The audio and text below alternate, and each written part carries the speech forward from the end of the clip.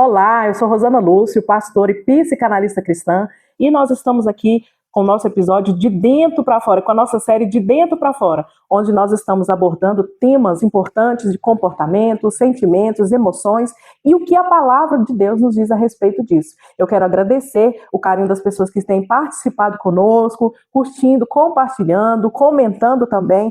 Que bom saber que esse conteúdo tem agregado na vida de vocês e entender quantos propósitos nós podemos alcançar quando permitimos que as nossas emoções são curadas. E hoje eu quero falar sobre a raiz de amargura, quando a dor cria raízes na alma. Você sabe o que é raiz de amargura? Você já se sentiu amargurado? Ou você já viu que existem pessoas que são presas debaixo de dor? Existem pessoas que têm um passado difícil, conseguem viver, conseguem lidar, conseguem dar um novo significado, mas muitas vezes existem pessoas que estão presas às dores do passado, ou até nós também estamos presos às dores do nosso passado. E a palavra do Senhor fala sobre a raiz de amargura, lá em Hebreus, no capítulo 12, versículo 15. Paulo diz assim, nós cremos que Paulo foi o escritor de Hebreus, então a palavra fala assim: segui a paz com todos e a santificação, sem a qual ninguém verá o Senhor. Tenha cuidado que ninguém se prive da graça de Deus e de que nenhuma raiz de amargura brotando vos perturbe e que por ela muitos se contaminem. A raiz de amargura, segundo a palavra de Deus, ela cresce silenciosamente. Nós não vemos o processo do crescimento da raiz.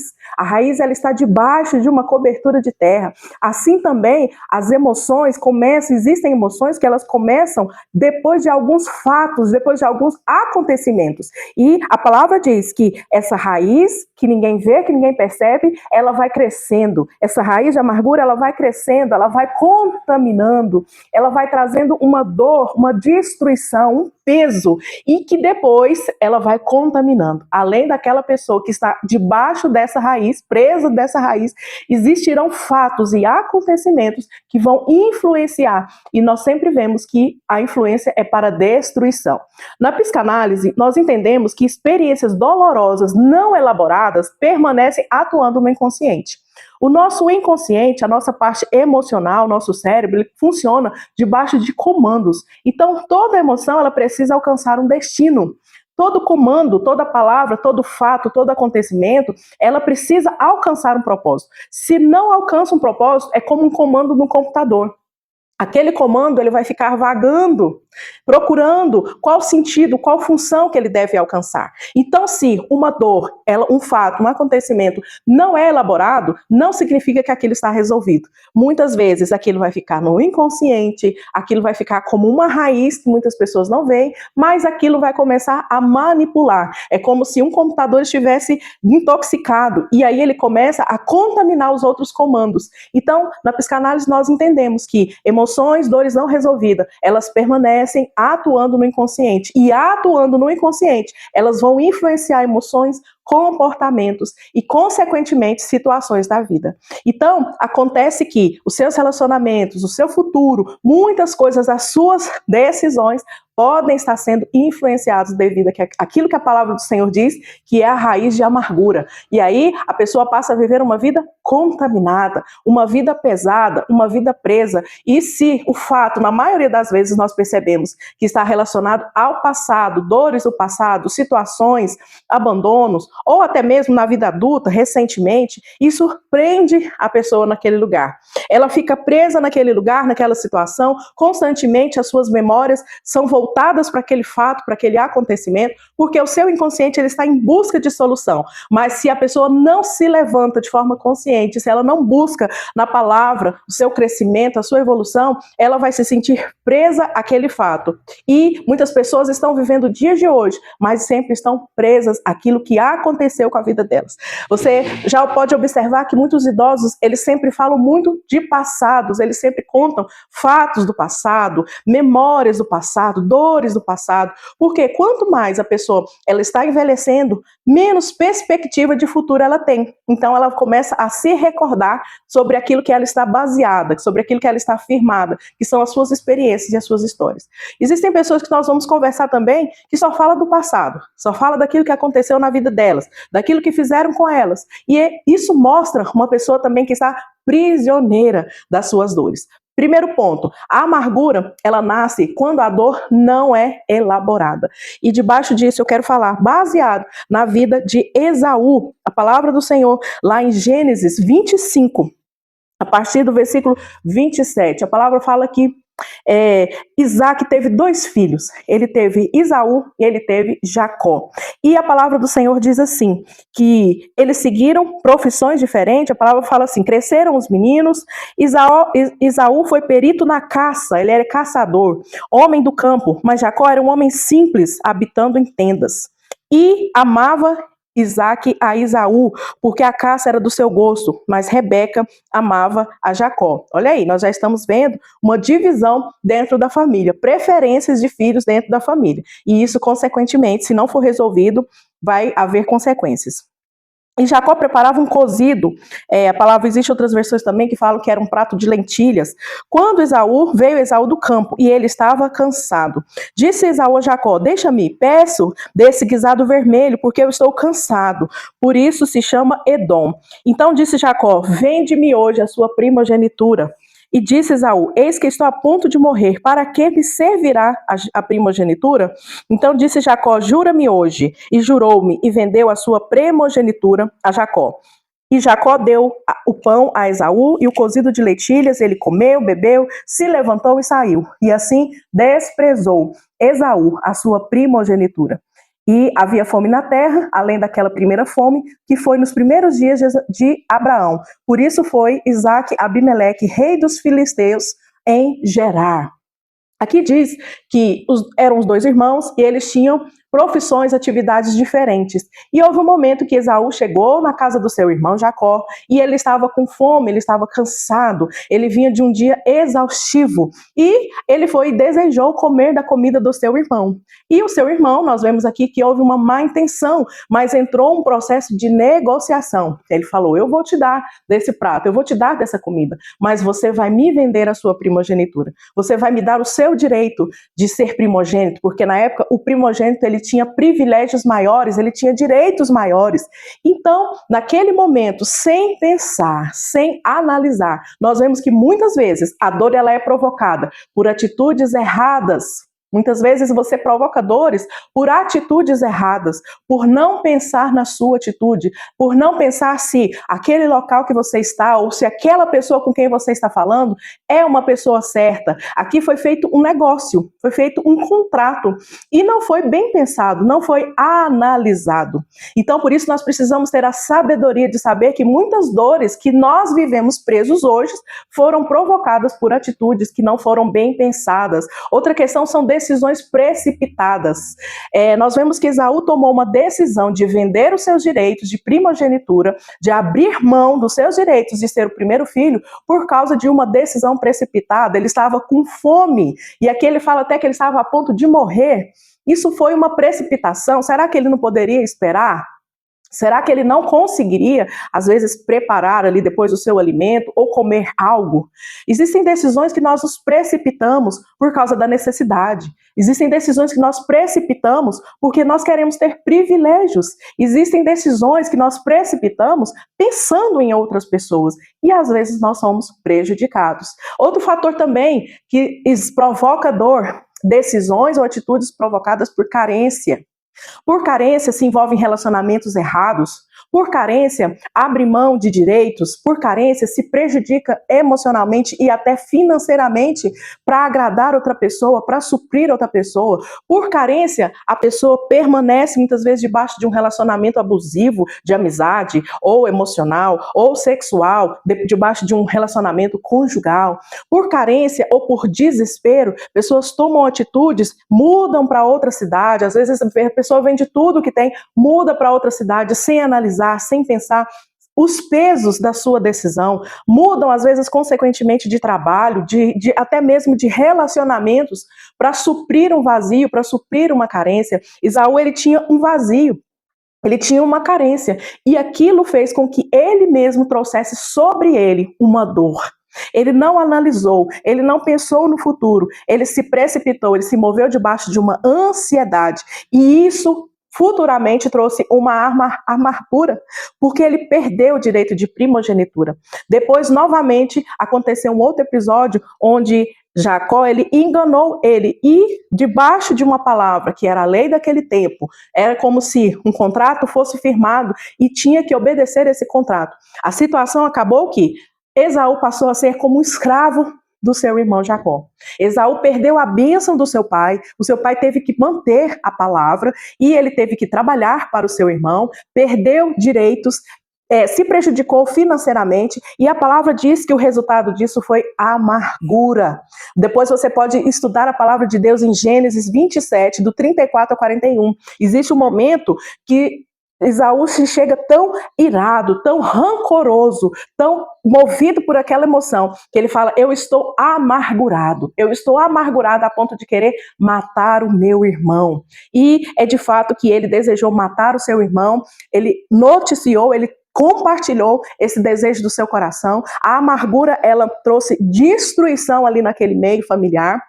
E de fato é que Jacó fugiu por causa da ameaça do seu irmão, por causa da amargura, por causa desse desejo de aquilo que essa dor veio a provocar, não no sentido de resolver a situação, mas no sentido de se vingar aquilo que aconteceu. E o amargurado, ele vê tudo pela lente da dor.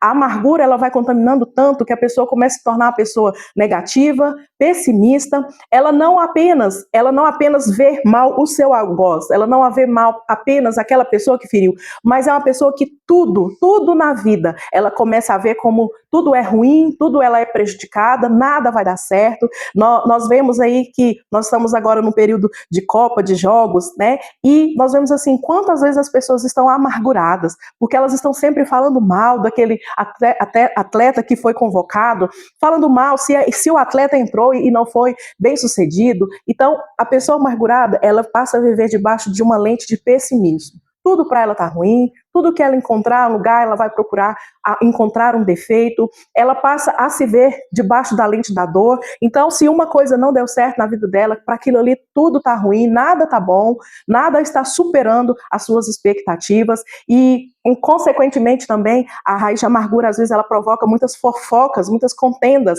porque ao invés de resolver a situação, de resolver a dor, de resolver com aquela pessoa que te feriu, o amargurado não resolve, ele paralisa debaixo daquela dor e ele passa a contaminar as pessoas com fofocas, porque ele conta sempre que possível aquilo que fizeram com ele. Ele conta sempre que possível aquilo que aconteceu, e às vezes o amargurado, ele está tão tomado de dor que ele começa a sofrer enfermidades, ele começa a sofrer dores. Existem doenças que são psicossomáticas, porque elas são movidas por causa de emoção. Existem casos de câncer. O câncer, ele é um adoecimento da célula. Existem casos que o câncer é emocional, é perdão não liberado. Se você entra numa sessão terapêutica, você vê que essa pessoa, ela está debaixo de dores, de perdão não liberado, de abusos. Então o corpo, ele começa a dar um sinal que algo ruim está acontecendo, ele começa a dar um sinal que ele precisa de ajuda. E aí que começam as enfermidades. Tem pessoas que ela vai conversar, ela começa a tremer quando ela fala, e às vezes é de um passado muito distante, mas dentro dela está recente. Ela começa a tremer, ela começa a ter quadros de ansiedade, as suas mãos começam a suar. Tem pessoas que desmaiam quando começam a falar de uma situação, e ela entra no quadro muitas vezes também de vitimismo. Então ela vai trazendo aquela dor para que outras pessoas também sintam aquela raiva, sintam também aquela revolta. Poxa, que horror que essa pessoa fez com você, que situação que essa pessoa fez com você, mas não se parte para a solução. É como se fosse uma pessoa que auto se condena a viver debaixo dessa prisão, e que na mente dela, ela também está condenando, ela está prendendo a outra pessoa, ela não está abençoando, ela não está liberando para que a outra pessoa seja abençoada, seja livre, e que essa situação seja resolvida. Então, o ponto que eu quero dizer, Deus deseja curar antes que a amargura destrua, porque a amargura traz destruição. A amargura traz destruição de relacionamentos, ela tira a paz. Uma pessoa amargurada, quando ela entra no ambiente, o ambiente pesa. Uma pessoa amargurada, quando ela toma uma decisão, essa decisão, consequentemente, vai alcançar novamente o ciclo da ferida, um ciclo de autossabotagem. A pessoa amargurada, ela não está livre para ser feliz, ela não está livre para prosperar, porque uma raiz, ela sempre vai querer gerar frutos. Você vai sempre estar vendo uma repetição de padrão. Você, às vezes, deixou aquela pessoa, você, às vezes, não está fisicamente com a pessoa ou com a situação de dor, mas depois você vai tentar rever a dor em outras pessoas. Situações vão acontecer novamente para que você esteja preso nesse ciclo da dor, porque existe uma raiz que precisa ser arrancada. E o Senhor, Ele deseja trazer cura sobre o seu coração. A palavra diz que por anos, Jacó, ele fugiu, ele viveu também outra situação que ele teve que aprender, ele também teve que sofrer as consequências das suas atitudes, e depois, anos depois, houve a restauração. Quando eles se encontraram, houve um abraço sincero, houve uma conversa madura e houve uma restauração ali naquela família. Então, perdoar não significa que a dor não existiu, significa que ela não te governa mais. O perdão, ele é necessário, e o perdão é a solução para a raiz de amargura. Porque a partir do momento que você perdoa, você não libera somente a pessoa ou a dor que você viveu. Você se libera das pessoas ou das dores que você viveu. É lógico que algumas pessoas ou algumas situações não podem mais voltar ao seu nível de intimidade de antigamente. Não é porque você perdoou que você tem que perdoar. A palavra diz que nós temos que perdoar. Mas não é que significa que você tem que trazer o pedófilo para dentro da sua casa. Não significa que você tem que dar dinheiro ou emprestar dinheiro novamente para aquela pessoa que te prejudicou. Não significa que você tem que voltar à amizade com o abusador. Perdoar é uma coisa, retomar, reconciliar a intimidade e o relacionamento é outra. O perdão, ele é inegociável, nós precisamos perdoar, e isso é para o nosso bem. Porque quando desejo o mal, desejo a vingança, ou fico alimentando uma dor, eu é que estou tomando veneno. Mas retomar a intimidade, retomar a liberdade que aquela pessoa tinha na minha vida de antes, é sabedoria. Nem todas as pessoas que um dia fizeram parte do seu processo de dor devem retornar. A palavra diz que Esaú e Jacó eles restauraram, mas não significa que a pessoa ela tem que retomar novamente o mesmo nível de intimidade, mas aquela reconciliação, aquela conversa madura, muitas vezes tem que acontecer. E nós temos também que entender qual o momento certo de ter uma conversa madura. Nós também temos que entender qual o cenário certo de se resolver. E antes de conversar, antes de resolver, precisa estar claro dentro de você, independente da atitude do outro. Porque pode ser que o outro não queira mudar. Pode ser que o outro continue no mesmo estilo de vida, mas você decidiu mudar. Porque quando o Senhor ele entra, ele traz cura sobre as nossas amarguras. Nós passamos a entender que amar traz cura. Você começa a se sentir livre para amar as pessoas e se ver como uma pessoa amada. Você mesmo traz restauração e um novo significado sobre a sua dor.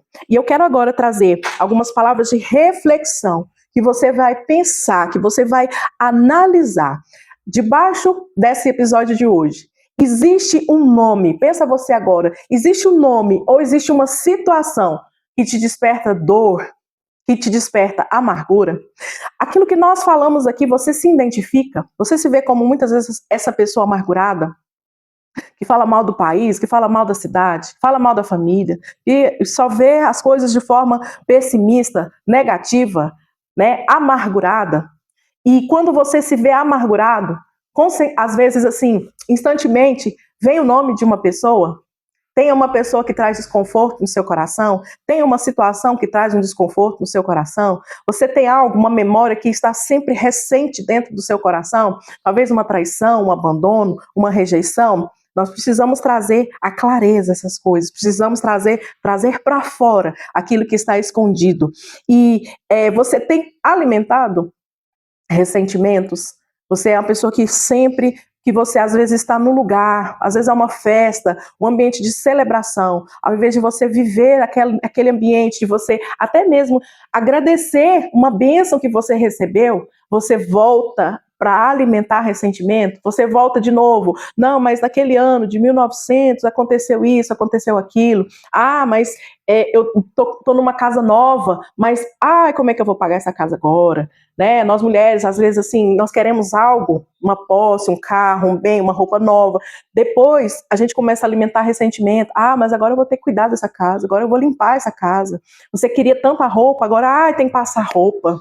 Isso significa que você está alimentando ressentimentos. Às vezes você, homem, queria tanto aquele projeto, conseguir aquele projeto, às vezes você queria alcançar aquele lugar naquela empresa, aí ao invés de agradecer, às vezes ao invés de olhar para frente, você começa a alimentar ressentimento. Mas um dia aconteceu isso comigo, eu também estava numa empresa e depois a empresa faliu. Agora eu vou ter que acordar mais cedo para poder trabalhar. Agora eu estou aqui, estou chegando só em casa cansado. Então, é necessário ter uma visão de futuro, é necessário olhar para frente. Uma das melhores formas de sair da prisão do passado é olhar para o futuro. É começar a criar traços, é começar a criar projetos, metas daquilo que você quer alcançar.